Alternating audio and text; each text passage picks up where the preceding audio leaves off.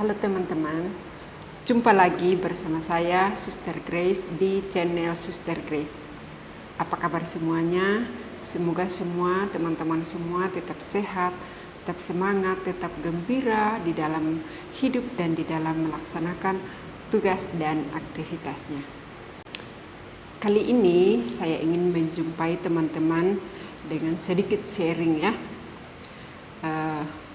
Berawal dari asal saya, bapak dan ibu saya orang Toraja, jadi sudah tentu saya dilahirkan di Toraja dan karena lahir besar di sana berarti sekolah juga di Toraja. Nah, teman-teman, bagaimana awal panggilan saya itu memang kalau dibilang seseorang itu menempuh satu perjalanan itu bisa saja mulus, bisa juga tidak. Nah, bagi saya sendiri, perjalanan ini, khususnya menjalani panggilan ini, merupakan satu perjalanan yang penuh dengan tantangan mulai dari sejak awal. Jadi, waktu sebelum saya masuk biara, sebelum saya jadi suster, saya merantau ke Kalimantan. Setelah sekolah saya merantau ke Kalimantan, di Kalimantan Timur, di Samarinda gitu. Tujuan saya merantau ke sana untuk cari kerja. Dan pergi merantau juga itu teman-teman, kalau orang pergi merantau mungkin bawa bekal sedikit atau mungkin ada persiapan lah. Yang saya bawa merantau itu hanya berbekal ijazah dan modal nekat saja, karena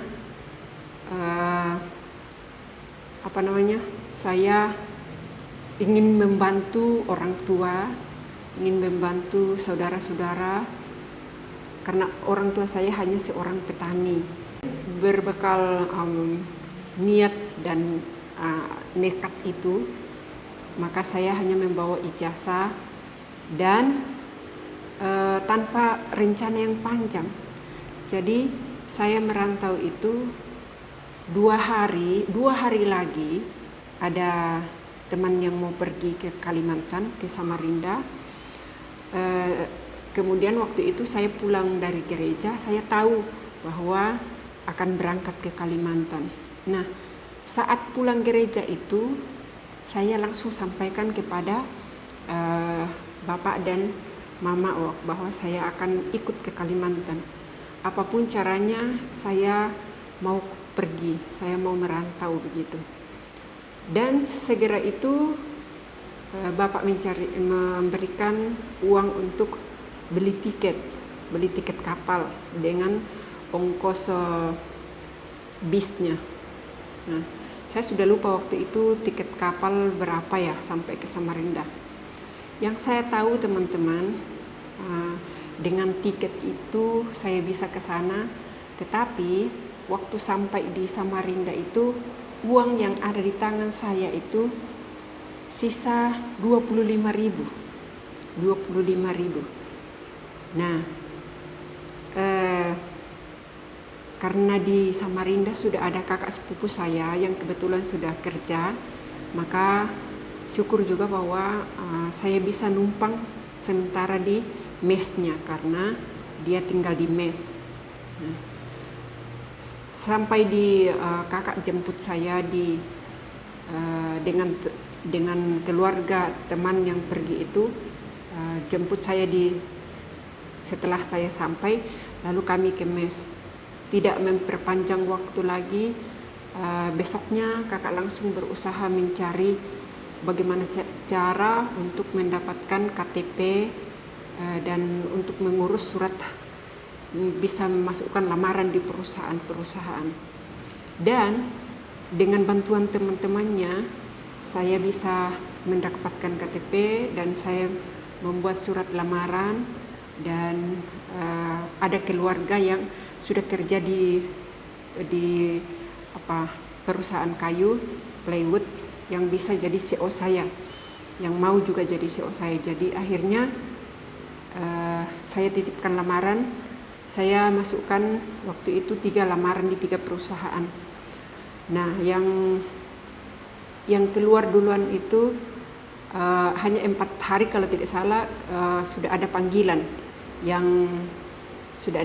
untuk tes yang satu itu. Yang satu lagi 1 minggu baru keluar panggilan, yang satunya lagi sekitar 3 minggu. Nah, saya pergi mengikuti tes untuk yang pertama keluar itu.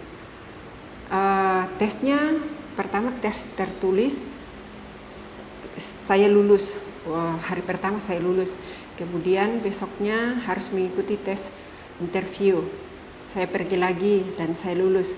Hari ketiga itu mengikuti tes kesehatan dan saya pergi dan nyatakan lulus. Sehingga minggu berikutnya itu saya langsung bisa masuk training. Nah, tempat training saya itu di departemen bagian PPC, itu perusahaan plywood. Jadi saya di bagian PPC, di bagian plywood planning control, di bagian yang terakhir. Jadi sebelum pengepakan plywood itu saya di bagian yang itu untuk memeriksa layak atau tidaknya plywood itu diekspor atau tidak. Itu di bagian saya. Nah, singkat cerita, mulailah saya mengikuti training itu selama 3 bulan. Lalu setelah itu baru kita kalau lolos dalam training itu berarti kita bisa lolos untuk terus menjadi karyawan atau di perusahaan itu. Nah, ternyata semua berjalan lancar dan ya lumayan, saya bekerja baik-baik saja, cukup bagus, dan akhirnya saya lepas training. Nah, setelah lepas training sudah otomatis saya lanjut kerjakan.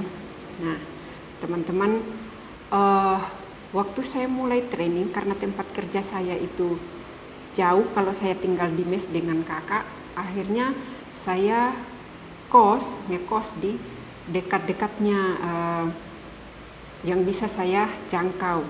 Nah, kebetulan kan di perusahaan itu kan kita harus menyeberang, tapi disediakan kapal untuk karyawan pulang pergi kerja pagi dan sore. Pokoknya kita dibagi shift kan, jadi setiap 24 jam itu kapalnya untuk melayani karyawan. Ada banyak kapal untuk melayani penyeberangan. Jadi saya tinggal di seberangnya, perusahaannya itu di seberangnya lagi. Tapi saya kos di dekat situ yang bisa cepat jalan kaki saja sampai di dermaga untuk naik kapal dan menyeberang. Di kos itu pertama saya masuk, teman-teman, hanya saya lapis karpet, di lantainya itu karpet. Nah, kebetulan kan rumahnya kayu kan, papan, jadi saya tinggal pasang karpet, belum ada apa-apa. Jadi seadanya saja, namanya juga orang merantau ya, seadanya. Jadi hanya karpet saja, bantal juga tidak ada. Pokoknya apa yang ada saat itu. Sampai bulan depannya saya gajian, baru saya beli spon, beli yang lain-lain lah, pokoknya begitu. Tapi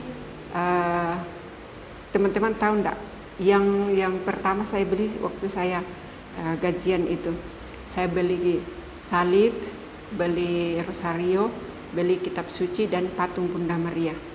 Dan salib itu sampai saat ini saya masih bawa, saya masih pakai sampai saat ini.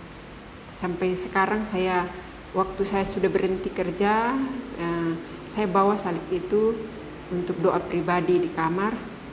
Saya bawa salib itu sampai hari ini, masih ada salib itu di saya. Nah, singkat cerita, teman-teman, akhirnya saya bekerja, tetapi sambil kerja itu juga saya aktif di kegiatan gereja. Jadi meskipun saya di perantauan, saya kerja, tetapi saya tidak meninggalkan kegiatan rohani.